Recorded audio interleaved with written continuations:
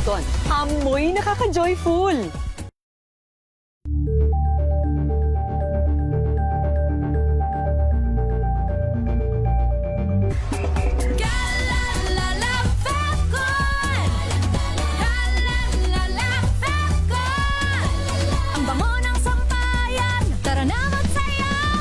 Fabcon, amoy nakaka-joyful.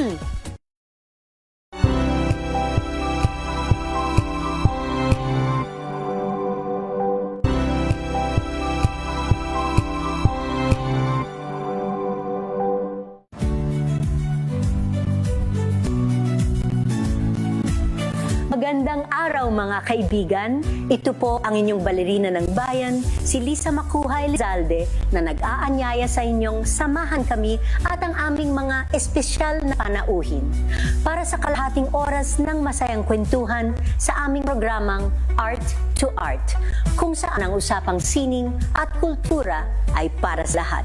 Huwag kaliligtaan, tuwing linggo, alas 3:30 ng hapon, dito lamang sa DZRH Radio, DZRH TV, at via online streaming.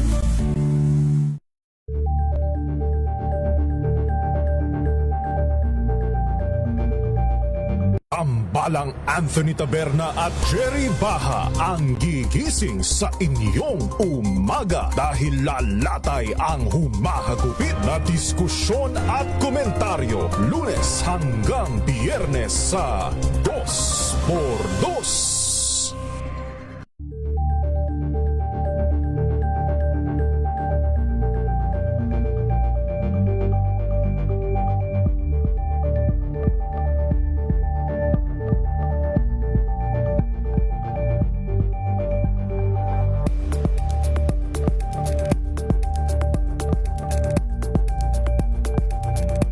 Alamin ang mga maiinit na isyung pambayan, mga balitang kailangan mong malaman, usapin sa pamahalaan, politika, ekonomiya at kabuhayan. Ito ang mga dapat mong malaman, pakialaman at pag-uusapan dahil kayo ang tinig ng mamamayan dito sa Damdaming Bayan.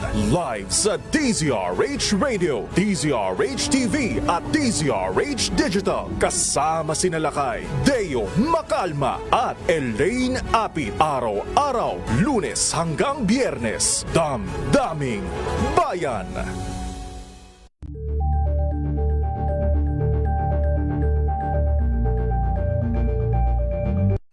Mga balitang gigising sa inyong umaga. Mga balitang kailangan mong malaman. Mapapakinggan sa ACS Balita sa 2x2. Kasama sina Anthony Taberna at Jerry Baha. Lunes hanggang Biyernes.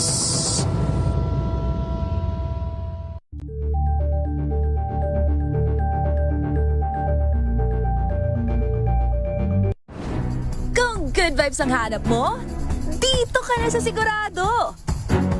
Mula sa mga istoryang nagbibigay ng inspirasyon hanggang sa mga kwentong may dalang solusyon. Mga balitang pampagaan ng pakiramdam at pampaganda ng araw. Hindi lang ba sa good news, kundi the better news. Mula Lunes hanggang Biyernes, 1:00 ng tanghali sa DZRH TV.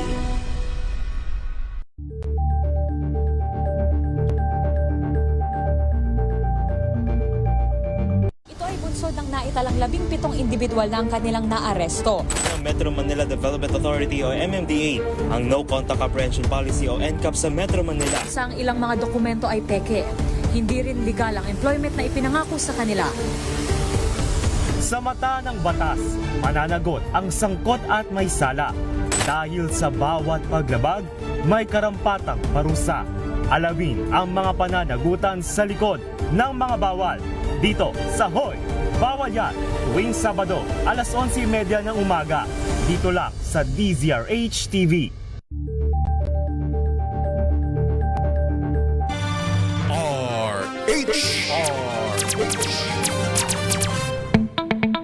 May problema ka ba sa batas? Hihimayin yan ng kumpanyera ng bayan. Attorney Cheryl Adami Molina, si Attorney Cam sa Usapang Legal. Usapang Legal.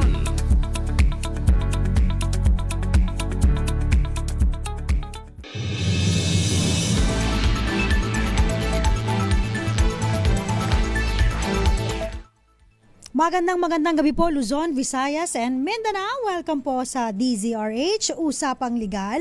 Kasama na po yours truly, ako po si Attorney Cam. Kamusta po kayo? Yung ating kasamahan na si Miss Thea Pecho, masyado siyang nainitan. So sabi niya, parang hindi niya kakayanin ang init ngayong araw na ito. Kaya sa Wednesday na daw siya sasali sa ating usapang legal. Kasi ang ganda sana ng topic natin ngayon pag-uusapan namin ni Miss Thea, yung may kinalaman sa manahan. Kasi 'di ba nag-viral yung yung mga post kung saan may mga ibang mga kapatid ay hindi binigyan ng mana. Meron namang before siya ang adopted at may karapatan na magmana katumbas ng isang legitimate child, pero shinare niya yung kanyang kayamanan o yung kanyang share sa kanyang mga kapatid na illegitimate child. Ang ganda sana ng topic yun pero sabi ni Miss Thea, hindi, dapat nandyan ako pag pinag-usapan natin yan. Okay, fine, sige. Kaya naman ang pag-uusapan muna natin, may kinalaman pa rin po sa mana, Kung ikaw po ay tagapagmana, pwede mo bang ibenta yung mana mo kahit ayaw ng mga co-heirs mo o kaya yung mga kapatid mo? Usually po kapag halimbawa nagmamana pag namatay yung parents tapos walang last will and testament, tayo kasing mga Pilipino, hindi ba? Hindi po tayo gumagawa ng mga last will and testament. Kumbaga, hindi naman natin alam kung kailan ang ating kamatayan, di ba? So, as much as possible, kung anong meron tayo, hindi natin yan gagawa ng isang instrumento kung saan i-distribute mo kung kanina mo gusto ipamigay yung mga napundar mo. Hindi natin parang hindi natin kaugalian, Except po kapag medyo yung mga mayayaman, yung mga nakaka-LL sa buhay, mga nakakaluwag-luwag. Ibig sabihin, yung mga may kaya sa buhay, maraming naibundar, usually nagpe-prepare sila last will and testament. Okay. Pero pag wala po, katulad ng mga simpleng mamamayang tao, ordinaryo, pero merong mga naipundar, hindi man kalakihan, pero maaaring lupa, maaaring bahay at lupa, condominium, di ba? So, ang mga nagmamana, usually po, yung mga descendants o yung mga anak. Okay. Pag wala yung anak, aakyat tayo dun sa mga ascendants o yung parents. Kasi po pag nagmana po tayo, di ba? Laging priority po, yung mga descendants. Yung asawa po, magmamana po talaga yan.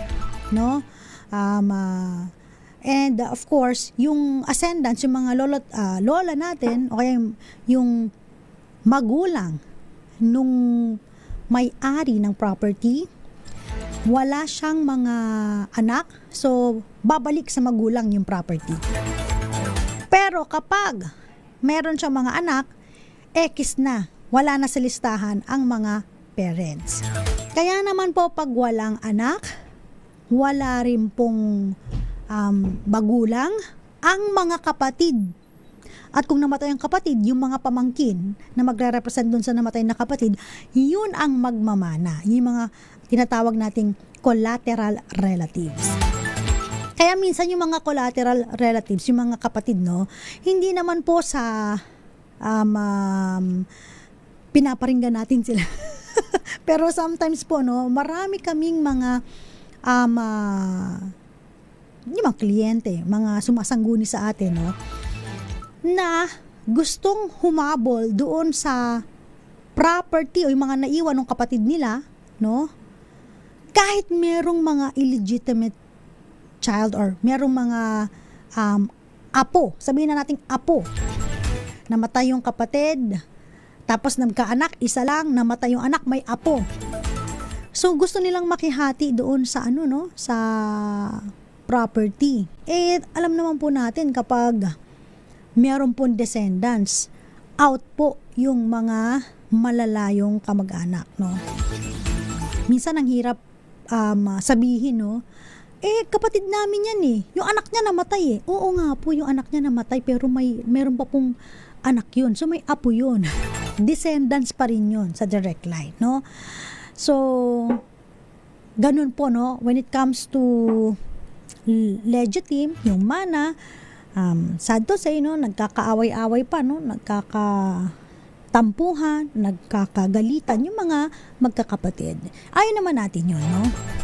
That is why kapag merong property na binamanahan ng mga magkakapatid, kung yung isa po, no, gustong ibenta ang property, may magagawa ba yung mga ibang co-heirs? Sabihin na natin yung mga ibang kapatid na huwag itong ituloy. Yan ang kagandahan dyan. Remember, no,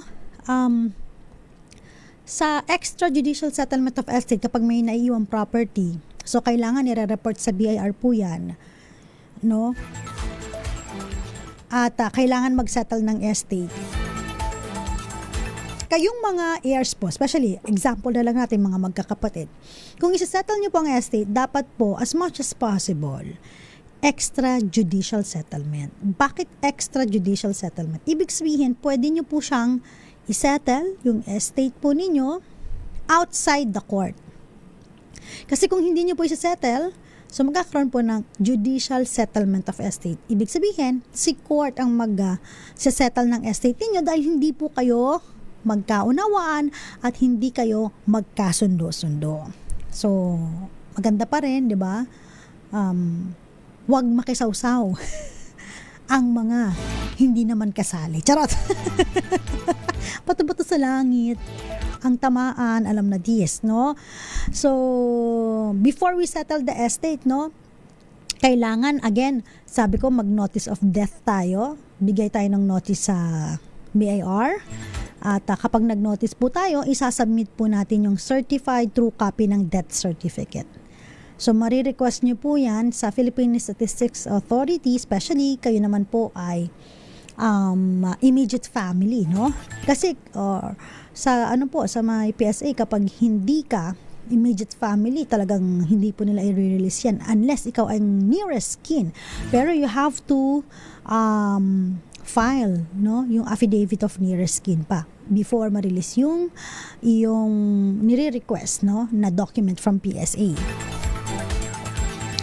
So, yun po, no, at mas maigi na nagkakasundo kasi may mga iba po ang nangyayari. Halimbawa, may property po, no, na isa-settle.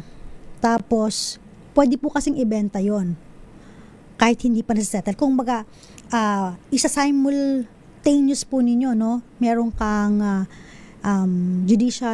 extrajudicial settlement of estate, meron kang deed of sale, no? Pwedeng combine yon sa isang document, no?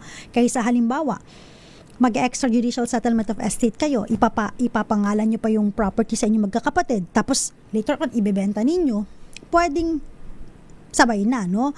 Kung halimbawang burden sa inyo yung property, gusto nyo na lang ibenta para kumita kayo magkakapatid, maghati-hati kayo, isettle nyo yung estate at the same time with deed of sale na yon. So, extrajudicial settlement of estate with deed of sale. Ibig sabihin, dalawang transaction, isang document. Pero, sa BIR, dalawang transaction pa rin yun, dalawang tax pa rin yun.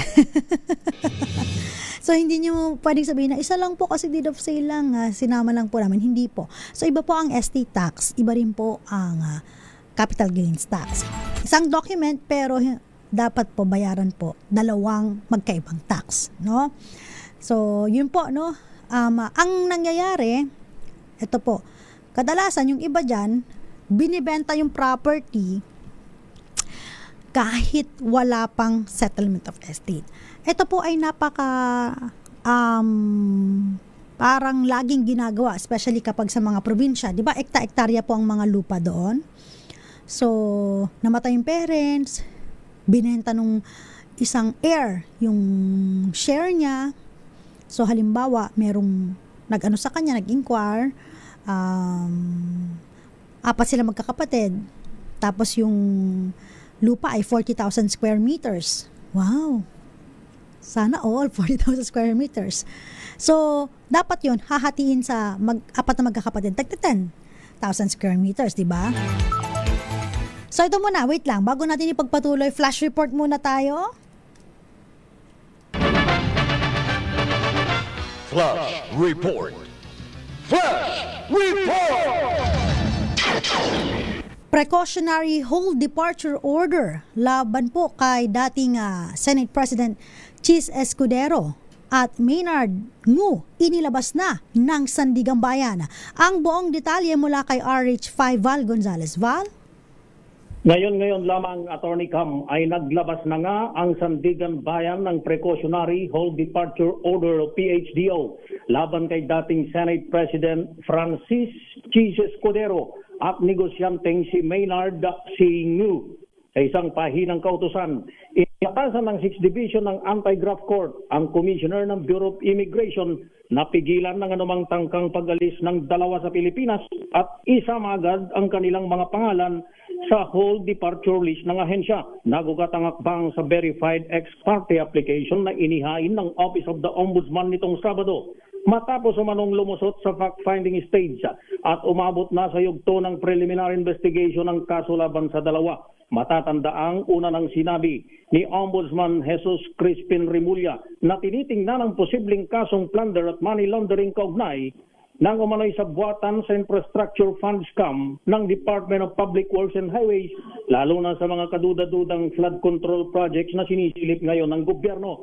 Batay sa salaysay ni dating DPWH Undersecretary Roberto Bernardo na ginamit ng ICI o ng Independent Commission for Infrastructure, ang negosyanteng Singo ang inilarawang bagman ni Escudero sa tinatayang 160 million peso kickback mula sa 800 milyong pisong proyekto, habang iniuugnay din siya sa 30 milyong pisong donasyon sa kampanya ni Escudero noong eleksyon ng 2022. Ito ang mga aligasyong mariing itinatanggi ng senador sa mga nakaraan nitong pahayag. Nito lamang Abril 22 ay una na rin naglabas ang 7th Division ng Sandigan Bayan ng kahalintulad na PHDO para pigilan ding makalabas ng bansa si dating House Speaker Martin Romualdez na isa rin sa dinadawit sa manumalyang flood control projects ng pamahalaan. Ako si Val Gonzalez, DZRH, una sa Pilipinas, una sa Pilipino. Maraming salamat, RH5 Val Gonzalez. Muli po, ayan po ang ating flash report. Precautionary hold departure order laban po kay dating Senate President Chis Escudero at Maynard Ngu inilabas na po ng Sandigang Bayan. Flash Report. Flash Report! Usapang Legal. Sa pagpapatuloy po ng ating topic na may kinalaman po sa mana pa rin po. Yan, kanina pinag-uusapan natin kung halimbawa merong apat na magkakapatid, may-ari po ng 40,000 square meters na lupain sa probinsya at naiwan nga ito ng kanilang magulang at hindi pa sila nagkakausap, hindi pa nila nasisettle ang estate pero meron ng interested buyer na gusto yung property. So lumapit sa isang heir. Tapos yun nga binenta ng heir, yung kanyang share. Ayan. So maaari naman yung ibenta, unless otherwise merong mga restriction. Katulad na lamang kung halimbawa ito ay part ng CLOA, kung halimbawang hindi pa tapos yung 10 years na kailangan ito po ay hawak ng beneficiary, hindi pa pwedeng ibenta. Pero kung ito po ay lumagpas na, so binenta na po yung kanyang share 10,000 square meters as to the kung anong side yung kanya. So hindi pa yun napapagdesisyonan, So ibig lang sabihin, mag-step in yung buyer doon sa sa right or yung sa share nung pinagbentahan niya na heir, So ganun po yung iba po minsan hindi napipigilan talaga, binibenta yung kanilang share. Pero ang hirap kung halimbawa ang i-settle ninyo ay bahay at lupa, So beware sa mga buyer, yung mga prospective buyer, if you saw na ang property ay pag-aari ng spouses at namatay sila pareho, you have to take into consideration na kausapin lahat ng heirs. Hindi pwedeng nakikipag-transact ka lang sa isang heirs, except otherwise, meron siyang special power of attorney na binigyan siya ng karapatan na isangla, ibenta, tumanggap ng payment regarding sa sale, at i-dispose ang property. So that's the time na po pwede ka lang makipag-usap dun sa isang heir on behalf ng mga remaining heirs. Pero tandaan po ninyo, di ba? Pag binili nyo yan, halimbawa, extrajudicial settlement of estate with deed of sale, tapos binenta nyo, subject pa rin po yan. May encumbrance pa rin po dyan na dapat, no, within 2 years, no, po pwedeng makancel pa yung sale ninyo kapag merong naghabol na heir na naitsipwera. Kasi sabi ko naman sa inyo before sa ating mga previous discussion, hindi dapat iniitsipwera yung mga heirs na kapatid ninyo, whether or not non-marital child ba yan or adopted child yan, no? Ibig sabihin, kayo lang nagsettle pero hindi nyo sinama yung illegitimate child o kaya yung non-marital child ng parents ninyo, baka mahahabol po yan. So beware, no? Lagi sa mga buyer, no? Kapag bibili ng properties, dapat makikipag-transact sa may-ari ng properties. Pagpatay na ang may-ari ng properties, makikipag-transact ka sa lahat ng mga heirs. Kasi once na nakipag-transact ka sa isa lang and then binentahan ka, ang makukuha mo lang na part ay yung parte niya. Alright? So, hindi mo makukuha yung buong property. Shoutout muna tayo. Magandang gabi po sa mga masugid nating tagapakinig. Sa ating mga listeners and syempre sa mga nanonood sa Facebook Live natin. Nasa DZRH News Facebook po kami and DZRH News Television. Sa YouTube naman po, hanapin nyo lamang po DZRH News TV Live Stream. Okay. Magandang gabi, Ellie Galsote ng Molino Bacoor, Baby Claire Sugalan, Margarita Guevara ng Pampanga, Salvacion Escobar, Romel Livy, Jerry, Rix Von. Magandang gabi rin po. Shoutout din po kay Nanay Connie, dyan po sa may Vira Catanduanes, Tita Erlinda ng Ilocos Norte, at Papa Willie and Mama Jovita Del Ronzo Loren, Maya Bell and Irene. Siyempre batiin ko lang po congratulations ng bonggang-bongga doon sa mga winners po ng ating Gandingan Awards. Ayan, nanalo po bilang Best News Anchor. Ayan, Best News Anchor po si Angelo Palmones. Yes! At nanalo rin po bilang AM. Ayan Best Radio Program Host si Sir Cesar Chavez. Hey, congratulations. Ayan ang popogi ng aming mga DZRH personalities. Ayan, once again, congratulations. Umattend kami dyan. Medyo malayo lang po dun sa UPLB, no? Pero well attended. And napakaganda ng mga performances nila. Congratulations once again. Delron, pa-shoutout watching from Kuwait. Magandang gabi po. And ganun din po, nanonood sa Texas, USA, si, tama ba to? Orly Revo, Teresita Atienza, and marami pang iba. Babalik po tayo, ilan po muna ang mga paalala dyan lamang po kayo. Kasama pa rin po ako po sa Attorney Cam para sa DZRH Usapang Legal. Oras po natin, 2 minuto bago sumapit po ang alas 7 ng gabi.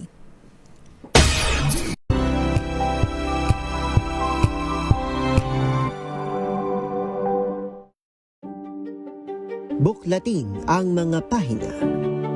Pakinggan ang boses ng lipunan. Tunghayan ang mga issue mula sa ibang katayuan. Nakakalungkot kasi deserve ba namin ng ganito? Na hindi nila alam kung ano.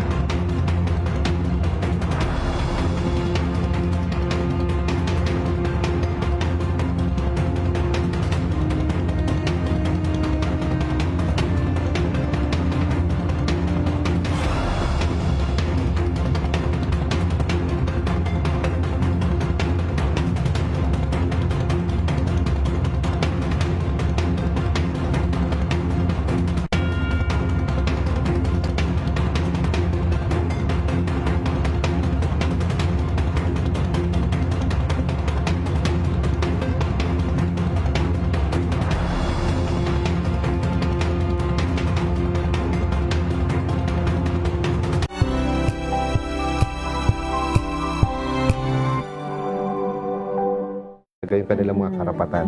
Yung gobyerno, tinulungan nila yung kanilang magsasaka. Pinapatahimik tayong lahat using various laws. Through education, kayang-kaya nating baguhin yung ganitong klaseng pag-iisip. Isang kwento, iba't ibang anggulo. Dito, sa Point of View.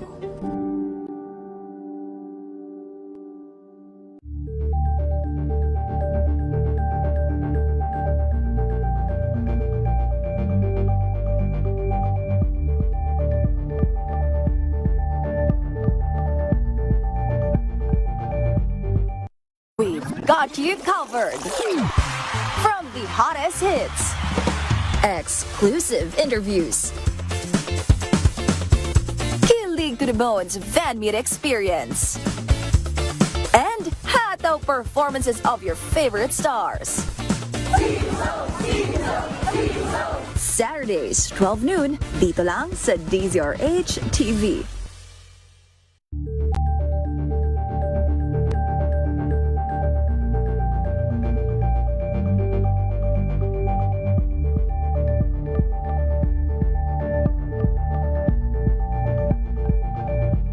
Curious ka ba sa maraming bagay? Kami na ang bahala dyan. Aalamin, tutuklasin at bibigyang linaw namin ang mga katanungang bumabagabag sa inyong isipan. Sa programa kung saan ang bawat sagot ay galing lamang sa mga eksperto. Ang Expert's Opinion, tuwing linggo 3:00 ng hapon, dito lang sa DZRH TV.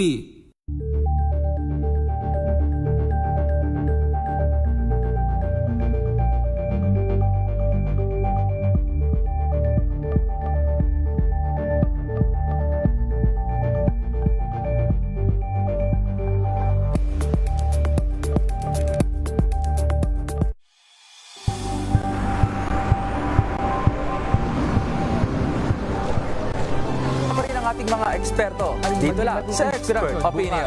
Ito ang The Better News. TNVS. Trending and isang kwento, iba't ibang anggulo. Dito sa Point of View. Bawat pananagutan ating tatalakayin dito sa Hoy, Bawal Yan. Dito lang sa DZRH. Match up entertainment and lifestyle. Ito ang MBC TV Network News. Una sa Pilipinas, una sa Pilipino.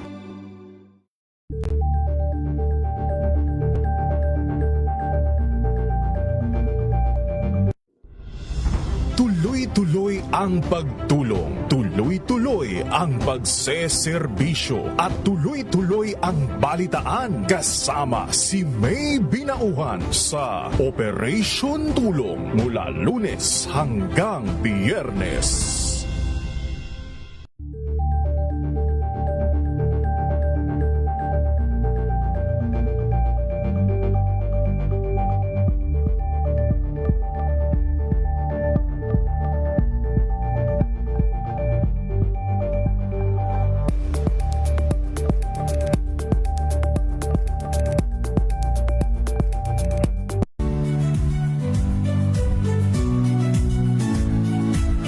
Magandang araw mga kaibigan.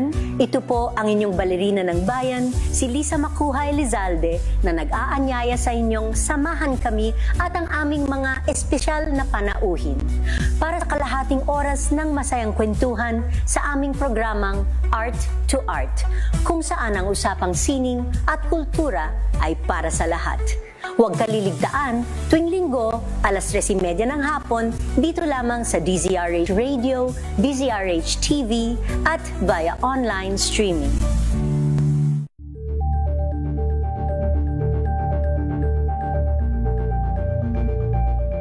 Tambalang Anthony Taberna at Jerry RH. Usapang Legal. Nagbabalik po ang DZRH Usapang Legal. Tatanggap muna tayo ng report mula sa ating kasamahan na si Noche Cacasa. 5 hindi sumabog na bomba sa panahon ng World War II. Na-recover po ng PNP sa NAIA Complex, Pasay City. Ang buong detalye ay RH27. Noche Cacas. Noche? Attorney Cam, ligtas na na-recover ang ilang permito ng hindi sumabog na mga bomba na natagpuan sa Taxiway Juliet Extension ng Ninoy Aquino International Airport Complex sa lungsod ng Pasay. Nagsimula ang insidente ng matuklasan ng isang backhoe operator na naghuhukay para sa isang proyekto ng New NAIA Infrastructure Corporation. Matapos dito, Attorney Cam, agad na ipinagbigay alam ng NIC Airside Security Operations sa tanggapan ng PNP Aviation Security Group, General Aviation Security Unit. Isinagawa ang mga protocol at ligtas na na-recover ang 5 inert at kinakalawang na kanyon, 4 na 25-pound General Purpose bomb dito at isang 203 mm projectile na panahon pa ng World War II. Naging maingat naman ang otoridad upang maiwasan naman ang dulot na panganib, gaano man kalalim ang pagkakabaon. Arit sa 7, Notikakas DCRH, una sa Pilipinas, una sa Pilipinas. Maraming salamat, RH27 Noche Kakas.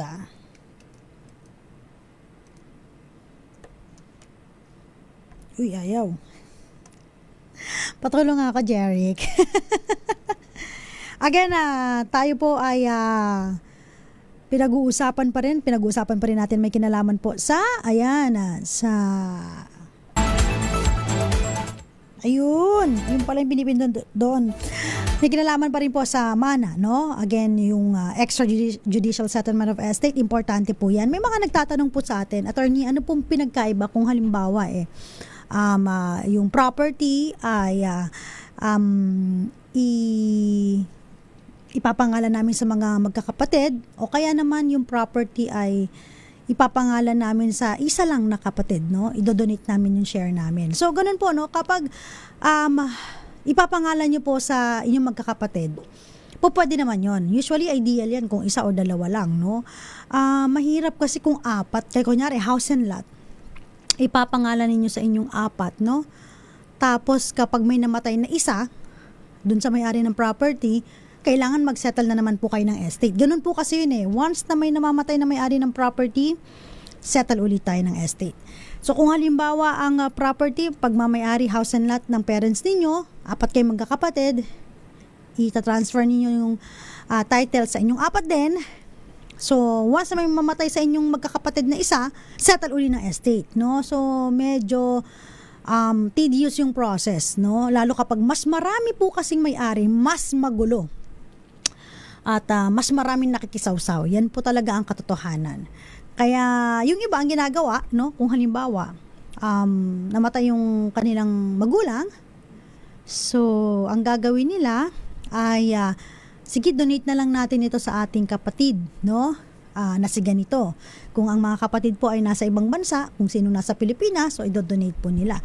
Yung iba naman, o kung sino yung natin, kawawa naman nating kapatid, ibigay na lang natin to. Sana all, no? May mga ganun na mga kapatid na maunawain.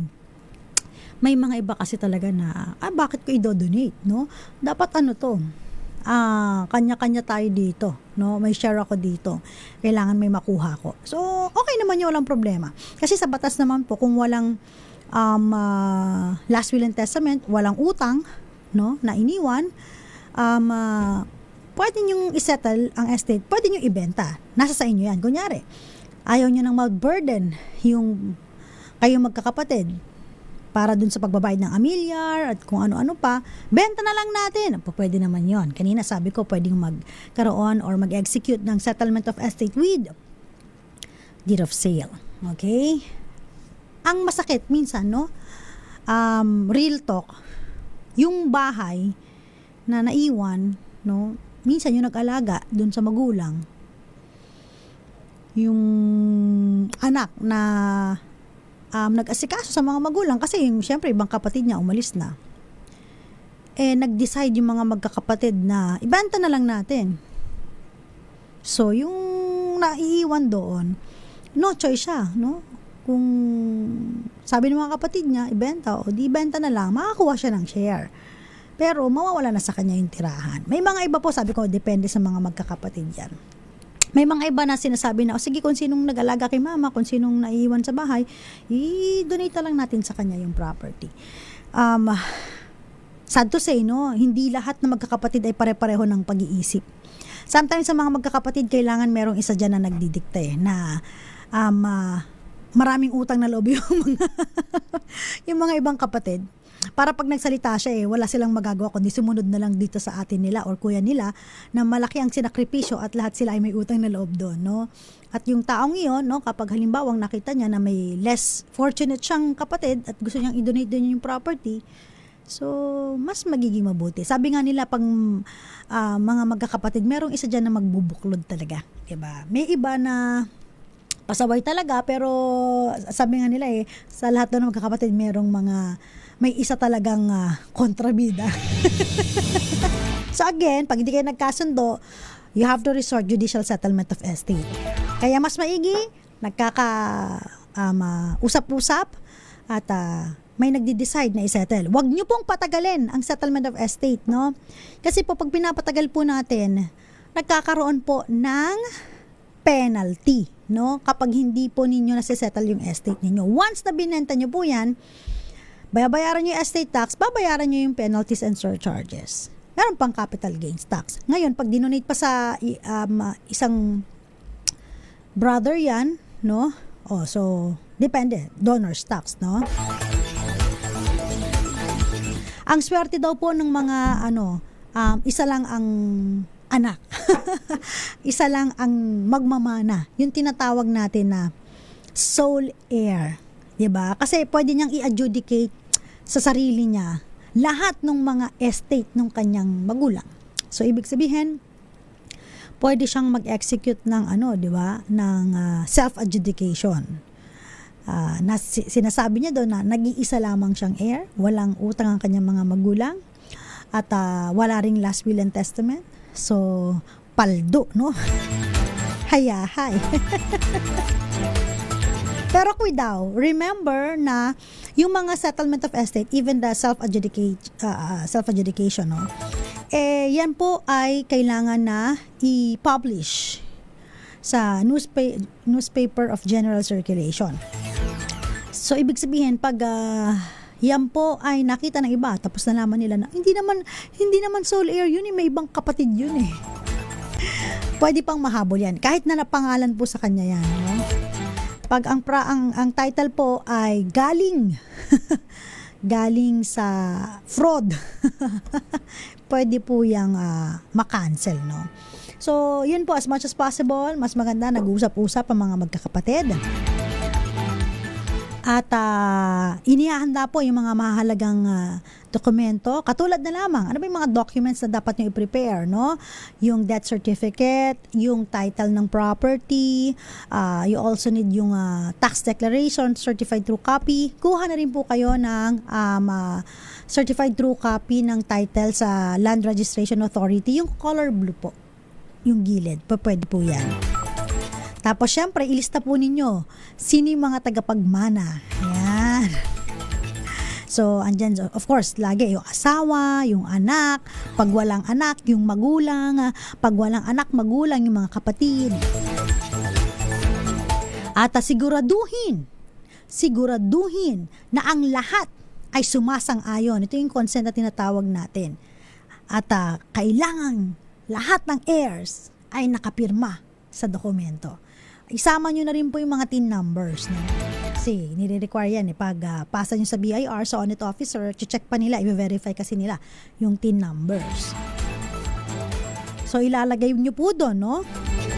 Na kayo po ay magsasettle ng estate. Tapos yung mga detalye kung kailan namatay at saan namatay yung nagpapamana.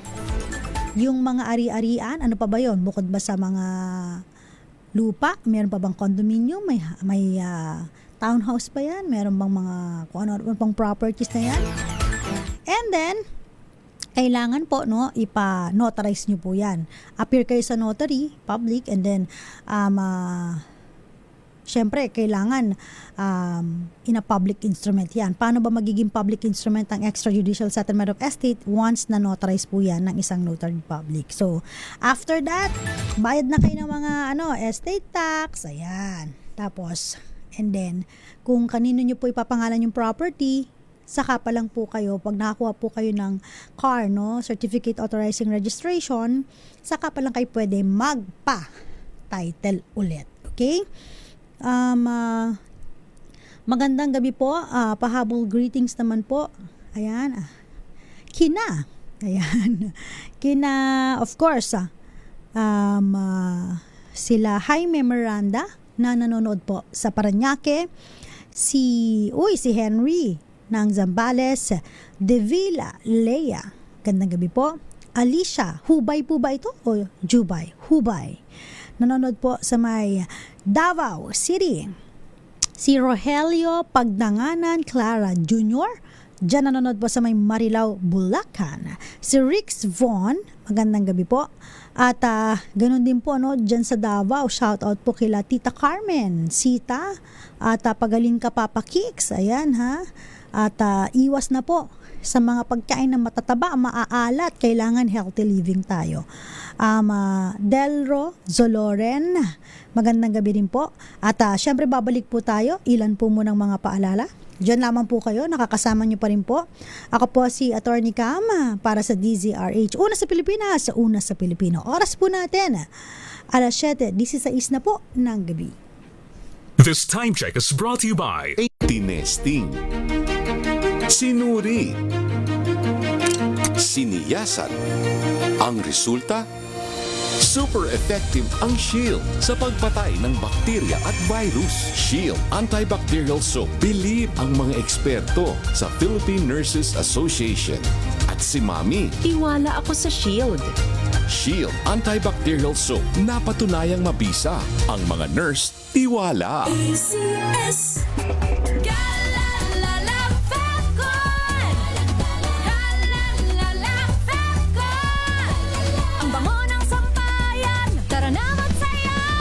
Fabcon, amoy nakaka-joyful.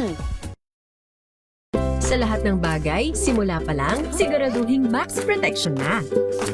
Kasi pag kulang ang proteksyon, baka madaling masira. Sa ngipin, dapat may max protection din. Max sa alaga ng Unique Toothpaste. With Max Protect Formula, help stop cavities before they start, while keeping breath fresh. Try Unique Maximum Fluoride Protection. Para max alaga, max protektado. ACS.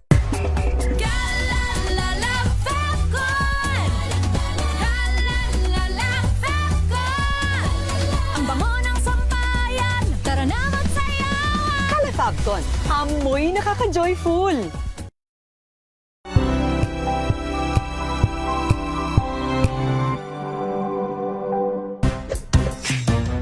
Galing-galing mo, Smart dishwashing paste ko. Pritong ulam na masebo, plato ng kaldero. Tanggaling for everyday. Ganyan pag Smart ang dishwashing paste. May double tanggaling formula. Tanggalang sebo, tanggalang bakterya. Pahit para walang pahit, linis fantastic sa metal at plastic. Number 1 ko to. Tanggaling-galing mo, Smart dishwashing paste. ACS. Dati-rati maraming pamilyang Pilipino ang kapos. May mga magulang na hindi alam kung saan kukuha ng makakain. Sa ayuda naman, matagal sila naghihintay bago makakuha. Kapag may kalamidad, ang relief goods, mano-manong inihahanda, kaya matagal dumating. Ng ating walang gutom program. Kaya malinaw ang utos ni Pangulong Ferdinand Marcos Jr. Ilapit ang tulong, pabilisin ang serbisyo, siguraduhin may nakakain ang bawat pamilyang Pilipino. Direktiba ng ating Pangulo, siguraduhin dapat una wala ng pamilyang Pilipino na nagugutom para maging bahagi sila ng productive workforce. Nitong nakaraang linggo, personal na sinuri ng Pangulo ang pagpapatupad nito. Sa Walang Gutom Food Stamp Program, ang mga benepisyaryong tulad ni Lola Lumen ay tumatanggap ng 3,000 pisong food credits kada buwan sa electronic card, pambili ng masustansyang pagkain sa DSWD partner stores. Hindi na bibiyahe, mas mabilis. Ang resulta, nakikita. Mga masusustansyang pagkain ang agad na iuwi. Meron na ring balansyado na nutritional value ang binibigay, lalo na sa mga bata. Sa 4Ps o Pantawid Pamilyang Pilipino program, pinadali na rin ang pagkuha ng ayuda. Kung dati oras ang ginugugol sa biyahe, ngayon nasa cellphone na, mas diretso, mas sigurado. These are the underserved areas. Walang branch ng bangko. Lahat ginagawa natin para maging madali para sa kanila, makuha nila yung mga cash benefit nila. Sa oras naman ng sakuna, mas mabilis na rin ang responde dahil sa mas maayos sa paghahanda at mass production ng relief goods. Kung dati ilang araw ang hinihintay, ngayon sa loob na lang ng ilang oras na ipadadala na ang tulong. Ito ang malinaw na resulta. Mas mabilis sa serbisyo, mas malapit sa tao at mas nararamdaman sa araw-araw. Sa buong bansa, tuloy-tuloy ang trabaho. Isa-isang inaayos mga bagay na magpapagaan sa buhay ng mga Pilipino dahil walang Pilipino ang dapat magutom, mapabayaan, walang maiiwan. Salamat, President. Salamat.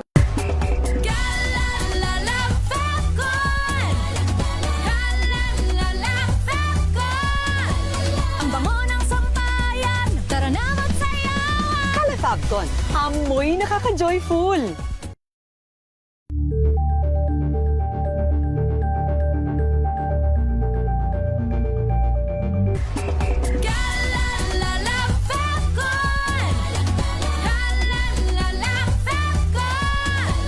Ang bango ng sampayan, tara na magsayawan. Fabcon, amoy nakaka-joyful.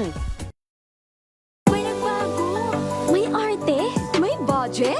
Akala nyo lang yon. So solid! White Rose Papaya, wow! White Rose! White Rose Papaya, wow! White Rose! White Rose Papaya! May glow up with White Rose Papaya! White Rose Papaya. May puti power times 2 kasi may papaya at niacinamide. May shea butter and tea tree oil pa. Kutis sulit ang glow up. Glow up with White Rose Papaya! White Rose Papaya. Kutis sulit ang glow up. ACS! Wow, ang saya. Isang barangay na labada, puro mancha pa. Goodbye, pahinga. Mommy, isang laba lang yan sa Pride Bar Blue. May powerful stain away enzymes na malupit sa dungit mancha. At di masakit sa kamay. Isang laba lang yan. Hello, pahinga. Hello, Pride Bar Blue. ACS.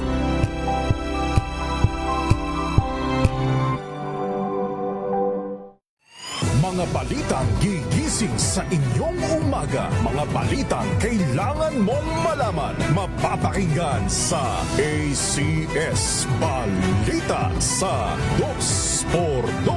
Kasama sina Anthony Taberna at Jerry Baha. Lunes hanggang Biyernes.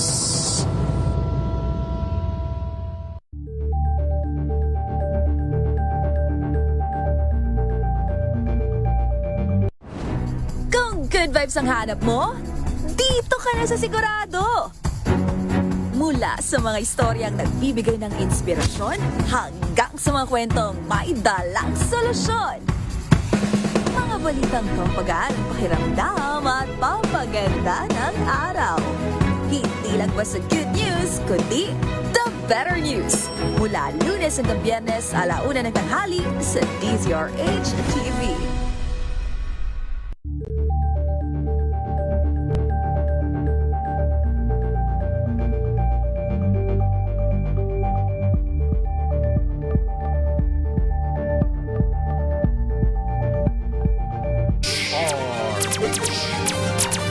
Usapang Legal.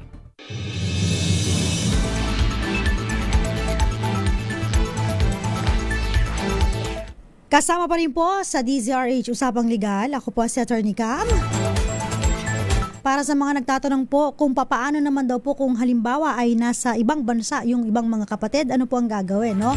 Pag ganyan po, again, pwede pong ipadala sa kanila, of course, yung extrajudicial settlement of estate. Pag pinirmahan nila, pwede silang mag-appear doon sa notary public kung saan yung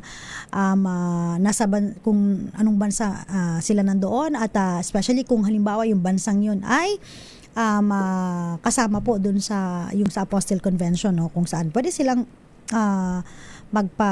mag-secure ng apostille, no, certification. Kasama rin po ba yung mga shares of stocks? Yes po, no. Yung mga shares of stocks po kapag namatay yung may-ari, no, yung parents. So pwede po yan i-settle ng mga anak, no, mga heirs, no, asawa, kasama na asawa, no. So pag nagsettle sila, so pwedeng ibenta nila o kaya naman po ay ibigay nila sa isang kapatid nila o i-adjudicate nila sa kanilang sarili, no? Mga sarili, sa mga heirs.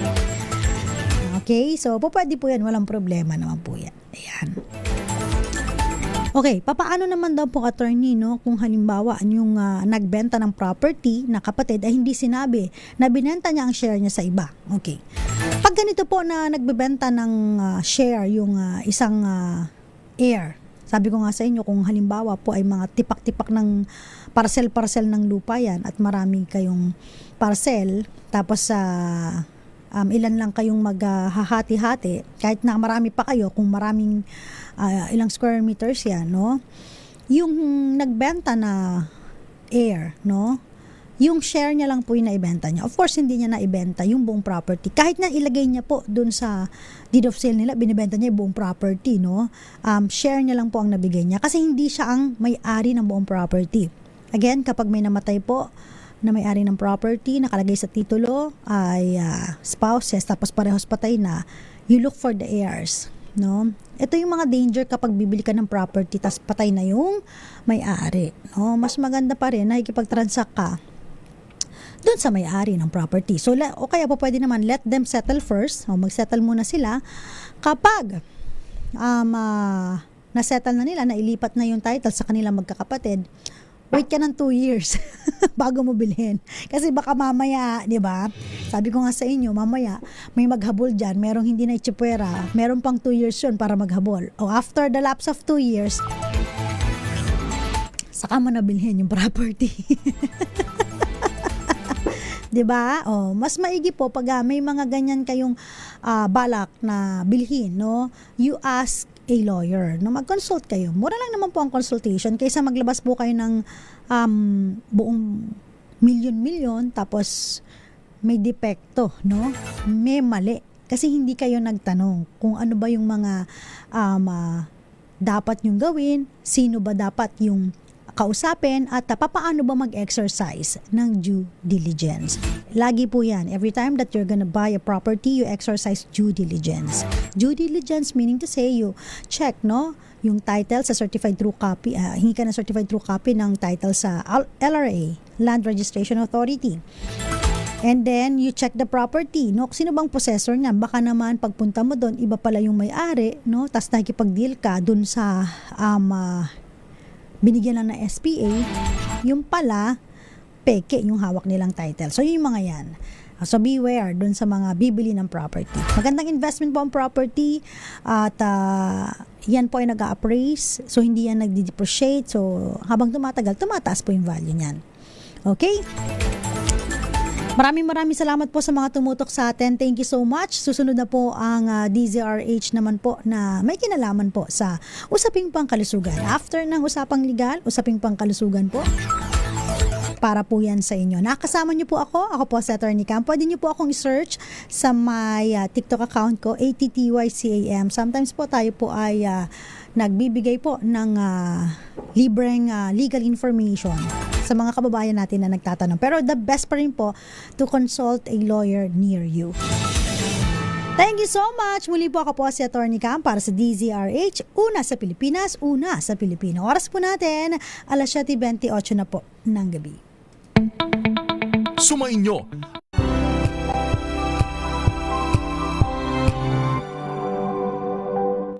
Hello, Washi! Laundry day na naman! Yay! Anong meron? Mancha ng chocolate, putik, may